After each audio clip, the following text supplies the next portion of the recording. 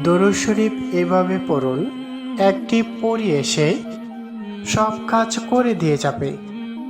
দরুদ শরীফ আমি আপনাদের সামনে তেলাওয়াত করব এবং লিখে দেব।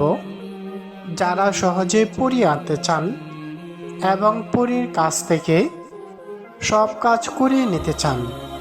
কত মানুষ কত সমস্যায় আছে, কেউ টাকার সমস্যা আছে, কেউ অসুখ বিসুখের সমস্যায় আছে, আবার কেউ প্রবাসী ভাই ও বোনেরা নানান ধরনের সমস্যায় আছেন। অনেক চেষ্টা করেও উদ্ধার হতে পারছেন না। অনেকেই 5 ওয়াক্ত নামাজ পড়েন, তারপরেও কাজ হচ্ছে না। আমি বলবো আপনার আমলের ত্রুটি আছে। মহান আল্লাহ রাব্বুল আলামিন তার বান্দাদেরকে নিখুঁতভাবে সৃষ্টি করেছেন। বান্দার কোনো সমস্যা হোক, বান্দা কষ্টে থাকুক, মালিক হিসাবে মহান আল্লাহ রাব্বুল আলামিন সেটি কখনোই চান না। যেমন আপনি ধরুন, আপনার 3টি সন্তান রয়েছে।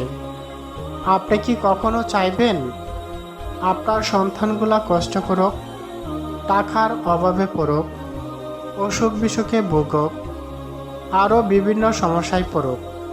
সেটিকে আপনি কখনো চাইবেন? পিতা হিসাবে আপনি সেটি কখনোই চাইবেন না। আপনার পক্ষে সেটি সম্ভব না। বরঞ্চ সন্তানের কিছু হলে কলিজাটা ফেটে যা। সন্তান আছে বাড়িতে, আপনি আছেন প্রবাসে। বাড়িতে যখন কেউ আপনার সন্তানকে আঘাত করে, তখন সেই আঘাত আপনার কলিজায় গিয়ে লাগে। আমি কি সত্যি বলেছি? তাহলে দেখুন, আপনি জন্মদাতা পিতা, আপনি তাকে সৃষ্টিও করেননি, সৃষ্টি করেছেন মহান আল্লাহ রাব্বুল আলামিন। আপনার উসিলায় এই দুনিয়াতে পাঠিয়েছেন।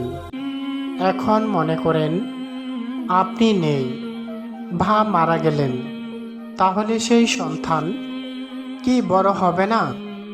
নাকি না খেয়ে মরে যাবে? আমাদের সামনে কত ছেলে মেয়েদের মা বাবা মারা যা, তাতে কি তারাও মারা যা? না, বরঞ্চ অনেক ছেলে মেয়ে মা বাবার চেয়েও আরো বেশি যত্ন পায়। ঠিক কিনা বলুন? কে করে এই কাজ করেন? বিশ্বজগতের মালিক, 7 আসমান 7 জমিনের মালিক, পাহাড় পর্বতের মালিক, স্বর্ণ গহনার মালিক, সব কিছুর মালিক মহান আল্লাহ রাব্বুল আলামিন, যিনি আমাদেরকে সৃষ্টি করেছেন, আমাদের রিজিকের ব্যবস্থা করেন। সেই মহান আল্লাহ তাআলা সব কিছু করেন। আর আমরা যা চেষ্টা করি তা উসিল্লা মাত্র। তারই একটি উসিল্লা এই একটি আমল, পবিত্র দুরূদে ইব্রাহিম। মহান এই দুনিয়াতে যা কিছু সৃষ্টি হয়েছে তার একমাত্র উসিল্লা বিশ্বনবী সাল্লাল্লাহু আলাইহি ওয়াসাল্লাম, হযরতে মুহাম্মদ মুস্তাফা সাল্লাল্লাহু আলাইহি ওয়াসাল্লাম, আল্লাহর হাবিব, যিনি সৃষ্টি না হলে কোনো কিছুই সৃষ্টি হতো না। সেই মহানবী আমাদেরকে শিখিয়েছেন মহান আল্লাহ তাআলা যেগুলোর মধ্যে খুশি হন তার অন্যতম হল বেশি বেশি দুরূদ শরীফ পাঠ করা। মহান আল্লাহ তাআলা পবিত্র কুরআনে বলেন, ইন্নাল্লাহা ওয়া মালাইকাতাহু ইউসাল্লুনা আলান নবী ইয়া আইয়ুহাল্লাযীনা আমানু সাল্লু আলাইহি ওয়া সাল্লিমু তাসলিমা। বাংলা অর্থ, নিশ্চয় মহান আল্লাহ রাব্বুল আলামিন তার ফেরেশতাগণ নবীর প্রতি রহমত ও সম্মান বর্ষণ করেন। হে ঈমানদারগণ, তোমরাও তার প্রতি দুরূদ পাঠ করো এবং পরিপূর্ণভাবে সালাম প্রেরণ করো। এই আয়াত থেকে বোঝা যায় দরুদ শরীফের কত গুরুত্ব। দরুদ শরীফ দিয়ে খোদাকে পাওয়া যায়, আল্লাহকে কাছে আনা যায়, নবীকে স্বপ্নে দেখা যায়। এই দুনিয়াতে জান্নাতের নিয়ামত পাওয়া যায়। আপনি কি দুনিয়াতে জান্নাতের টিকিট পেতে চান? জান্নাতের খাবার খেতে চান? জান্নাতি পোশাক পেতে চান? আপনি কি এই দুনিয়াতে জান্নাতের সকল সুযোগ সুবিধা পেতে চান? তাহলে আপনার কিছুই করতে হবে না, একমাত্র দুরূদ শরীফ দিয়েই পারবেন। সুবহানাল্লাহ। দুরুদে ইব্রাহিমের এত গুরুত্ব 5 ওয়াক্ত ফরজ নামাজে দুরুদে ইব্রাহিম পড়া বাধ্যতামূলক করা হয়েছে। নিশ্চয়ই বুঝতে পারছেন, নামাজের মধ্যে আপনি যদি দুরুদ পাঠ না করেন তাহলে আপনার নামাজেই হবে না। এ থেকে বোঝা যায় দুরূদ শরীফ পড়লে সব কিছুই পাওয়া যায়।